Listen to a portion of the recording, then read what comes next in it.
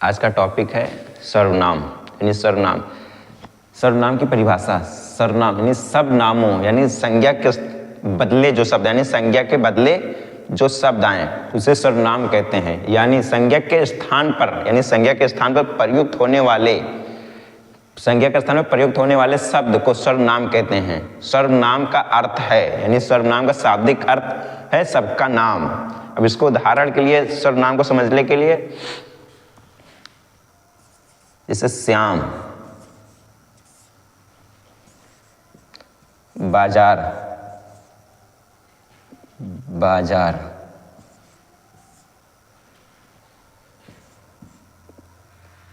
गया, वह, गया, वह, वहां, से, वहां से आम, लाया। जैसे श्याम, अब श्याम क्या है? संज्ञा है यानी नाम, किसी का नाम संज्ञा है तो श्याम के स्थान पर यानी श्याम बाजार गया, ठीक है। उसके बाद श्याम के स्थान पर वाह यानी वाह कौन है? श्याम है यानी वह बाजार गया यानी श्याम के स्थान पर कौन आया? वाह यानी वाह किसके लिए प्रयोग हुआ? श्याम के लिए। तो श्याम क्या है? सर्वनाम है। एक और उदाहरण इसके लिए जैसे रमेश, स्कूल, स्कूल,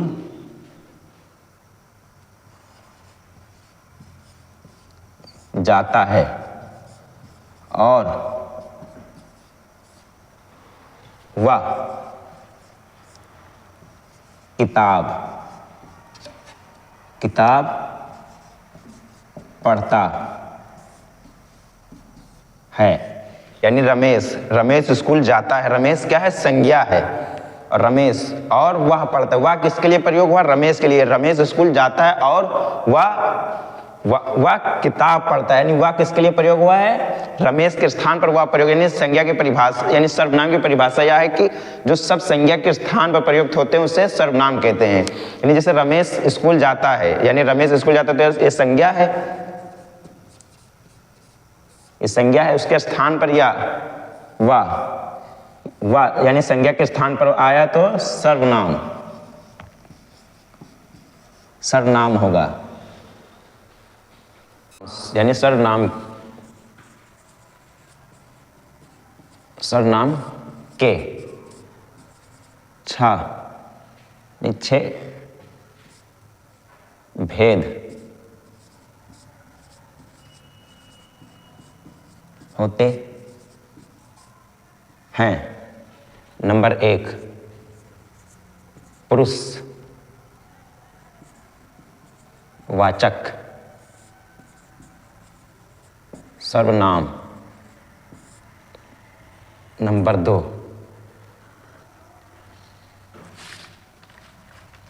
निश्चयवाचक, निश्चयवाचक सर्वनाम। नंबर 3 अनिश्चयवाचक, निश्चयवाचक सर्वनाम। नंबर 4 प्रश्नवाचक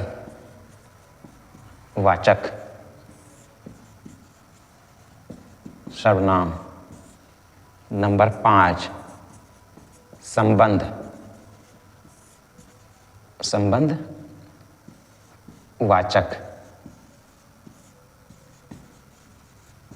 सर्वनाम। नंबर 6 निजवाचक सर्वनाम, निजवाचक सर्वनाम। नंबर 1 पुरुषवाचक सर्वनाम यानी पुरुषवाचक सर्वनाम की परिभाषा है जो सर्वनाम पुरुष यानी जो सर्वनाम पुरुष यानी पुरुष या स्त्री के नाम के बदले आते हैं उन्हें हम पुरुषवाचक सर्वनाम कहते हैं। ये 3 प्रकार के होते हैं। ये 3 प्रकार के होते हैं। नंबर 1,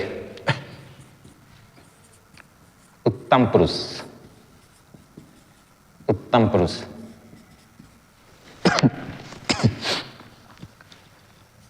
उत्तम पुरुष में बोलने वाले, बोलने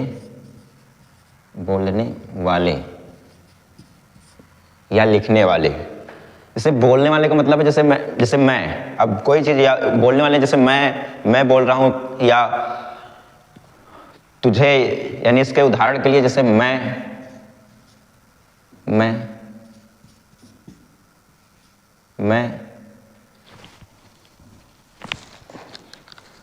मेरा, मैंने, मैंने, हमारा,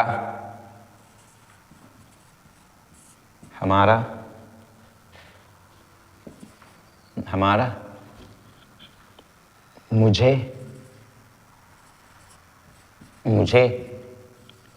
मुझको आदि। यानी शब्द होते हैं जो बोलने वाले होते हैं, यानी मैं, मुझे, मुझको, जो खुद बताते हैं यानी अपने बारे में, वो उत्तम पुरुष होते हैं। नंबर 2, माध्यम पुरुष। नंबर 2, माध्यम पुरुष। माध्यम पुरुष में सुनने वाले।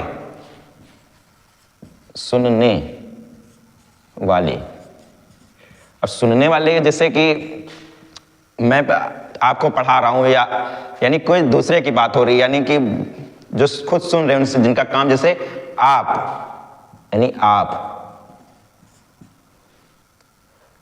तुम, तुझे,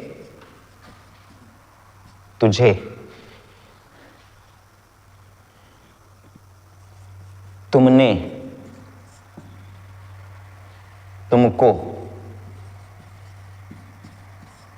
तुमको, आपने, आदि।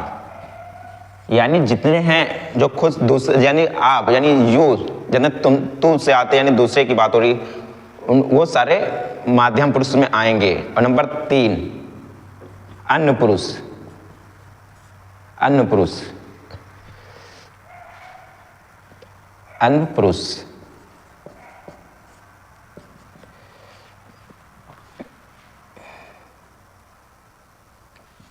बोलने अथवा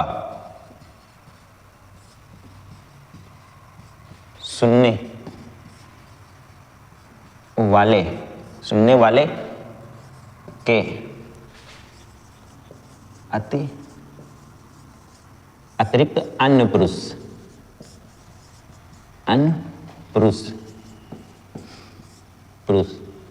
यानी जैसे कि अब दो लोग के बीच किसी तीसरे की बात हो रही, वही अन्य पुरुष होता है। जैसे आप और मैं बात कर रहे हैं, यानी तीसरे के बारे में, वह बहुत अच्छा लड़का है, यानी वो तीसरे की बात हो रही है, यानी दो लोग के बीच में तीसरे की बात हो रही है, तो वो अन्य पुरुष होगा। जैसे वह, या वे, ये, इन्हें, उन्हें, इसको, उसको, या किसी का नाम। यानी इसमें किसी का नाम तो आएगा नहीं, आदि। यानी सेकंड, यानी दूसरा, निश्चयवाचक सर्वनाम। जिस सर्वनाम से निकट तथा दूर के व्यक्तियों या वस्तु का निश्चयात्मक, यानी निश्चयात्मक यानी जो कंफर्म हो, उसका संकेत व्यक्त होता है, उसे निश्चयवाचक सर्वनाम कहते हैं। उदाहरण के लिए, इसे उदाहरण के लिए, या मेरी पुस्तक है, यानी यहां पर निश्चित हो रहा है, यह मेरी पुस्तक है, तो मेरी यानी एकदम निश्चित हो रहा है ये या, तो या क्या है, या क्या है, निश्चित पुरुषवाचक सर्वनाम है। सेकेंड उदाहरण, वह, वह उसकी मेज है, यानी यहां पर भी कंफर्म हो रहा है, यानी एकदम फिक्स हो रहा है कि या उसकी मेज है, यानी पक्का हो रहा है। जहां पर निश्चित निश्चयात्मक होता है वह निश्चय वाचक सर्वनाम कहलाता है, यानी या वह उसकी मेज, यानी कंफर्म हो रहा है कि हाँ ये उसकी मेज है। फिर नंबर 3, ये मेरे हथियार हैं, यानी यहाँ पे फिक्स है, या मेरे हथियार हैं। फिर नंबर 4, वे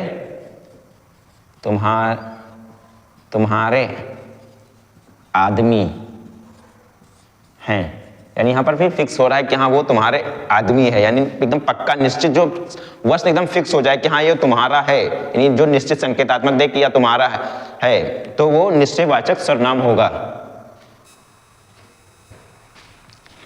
यानी पुरुषवाचक तथा निश्चयवाचक में अंतर, तो यानी पुरुषवाचक ये हमेशा पढ़ते हैं, यानी यहां पर ये हमेशा किसी व्यक्ति और इशारा कर रहा है, यानी ये हमेशा पढ़ते, यानी कोई व्यक्ति और इशारा कर रहा है। और इधर निश्चयवाचक वे हमारे टीम के सदस्य हैं, यानी वे हमारे टीम के सदस्य हैं, यानी वो संकेत की ओर इशारा कर रहा है, यानी फिक्स कर रहा है कि वो हमारे टीम के सदस्य, कोई दूसरे टीम के सदस्य नहीं, यानी वो निश्चय बता रहे हैं, यानी किसी वस्तु यानी कोई चीज का निश्चय बता रहे हैं। लेकिन इसमें क्या है, ये किसी व्यक्ति की ओर इशारा कर रहा है। यानी सेकेंड, वे मुझे बुला रहे हैं, यानी वे मुझे बुला रहे हैं, यानी कोई व्यक्ति की ओर इशारा कर रहा है, यानी कोई व्यक्ति उन्हें बुला रहा है, यानी तो इसमें पुरुषवाचक है, यानी जो व्यक्ति के स्थान पर आए उसे पुरुषवाचक सर्वनाम कहते हैं। वह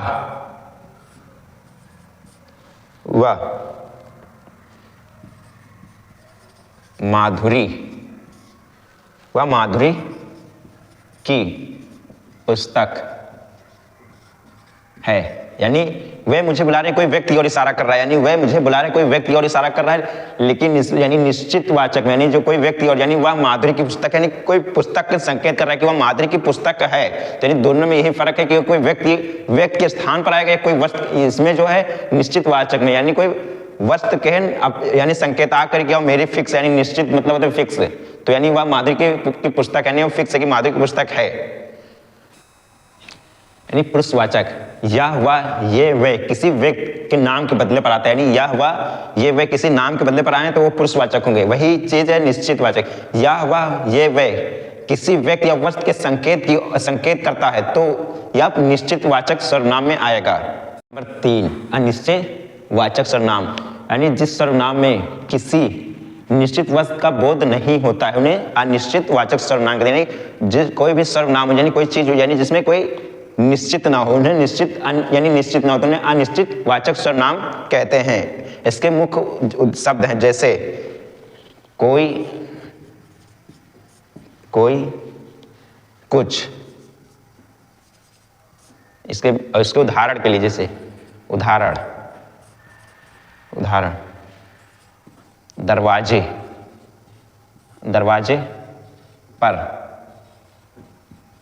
कोई खड़ा है, यानी इसमें दरवाजे पर कोई खड़ा है, कोई निश्चित नहीं कि कोई या किसी का नाम या कोई व्यक्ति, यानी कोई चीज निश्चित नहीं। दरवाजे पर कोई खड़ा है, कौन खड़ा है ये किसी को नहीं पता, यानी इसमें निश्चित नहीं है, कोई खड़ा है।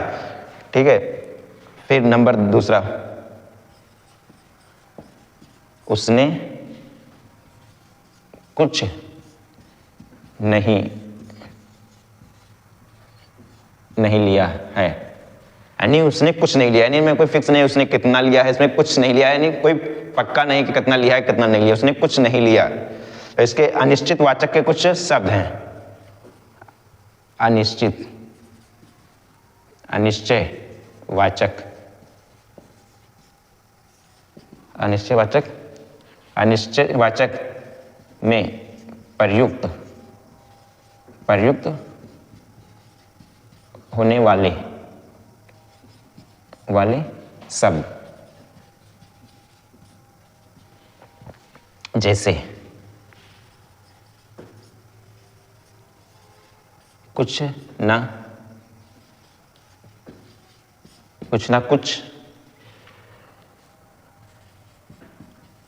कोई ना कोई, सब कुछ, सब कुछ, हर कोई, हर कोई, कुछ कुछ,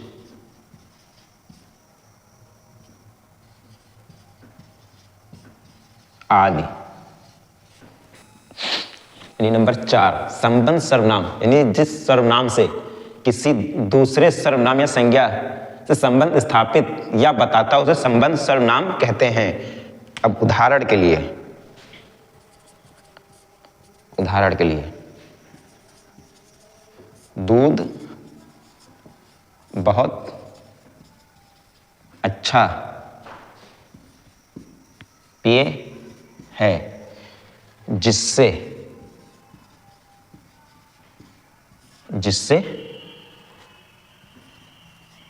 मिठाइयाँ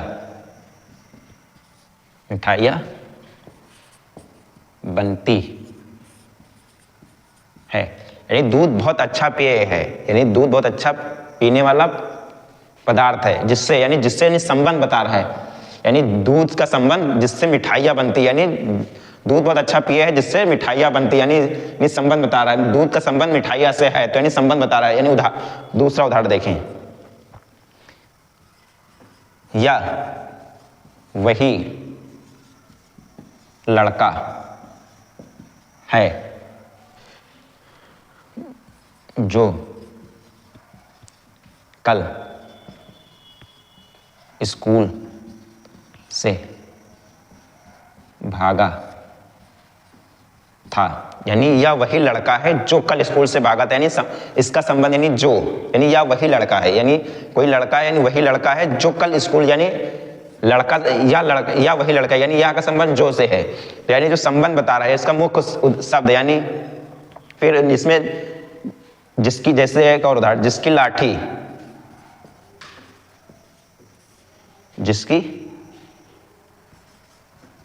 लाठी, उसकी भैंस,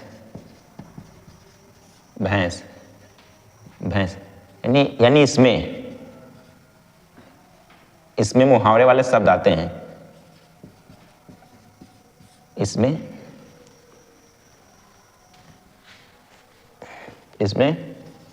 मुहावरे वाले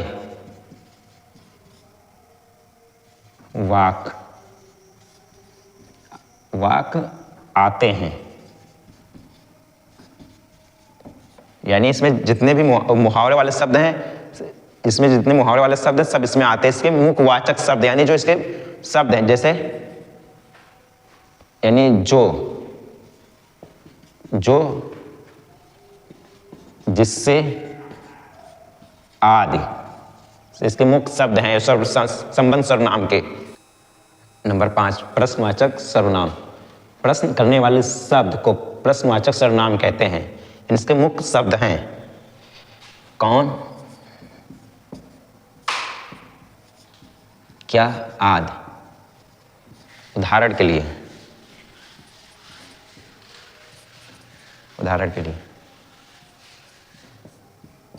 कौन आया था, इसमें प्रश्नवाचक चिन्ह होगा, यानी कौन आया था, यानी कोई व्यक्ति और इशारा कर रहा है, यानी कौन आया था, यानी कोई व्यक्ति और इशारा कर रहा है, कौन आया था। फिर वह क्या कह रहा था, यानी वह क्या कह रहा था, यानी कोई व्यक्ति और इशारा कर रहा है। इसमें प्रश्नवाचक में जो व्यक्ति और इशारा कर रहा है क्या कौन, यानी जो सबसे प्रश्न हो रहा है और किसी व्यक्ति और इशारा कर रहा है वही प्रश्नवाचक सर्वनाम होगा। नंबर 3 उदाहरण, दूध में क्या गिर पड़ा, यानी दूध में क्या गिर पड़ा, यानी कोई चीज यानी वस्तु की ओर इशारा करे, यानी कोई व्यक्ति या वस्तु की ओर इशारा करे, यानी प्रश्न जिससे पूछे वही प्रश्नवाचक सर्वनाम कहलाता है। नंबर 6 निजवाचक सर्वनाम, यानी जिस सर्वनाम में तीनों पुरुष यानी तीनों उत्तम पुरुष, द्वितीय पुरुष और तृतीय यानी अन्य पुरुष, तृतीय का मतलब अन्य पुरुष में निजता दिखाई देती है उन्हें निजवाचक सर्वनाम कहते हैं। यानी निजवाचक सर्वनाम इसके मुख्यतः शब्द हैं आप, स्वयं, खुद। अब इसका उदाहरण, जैसे मैं, उदाहरण, मैं स्वयं इस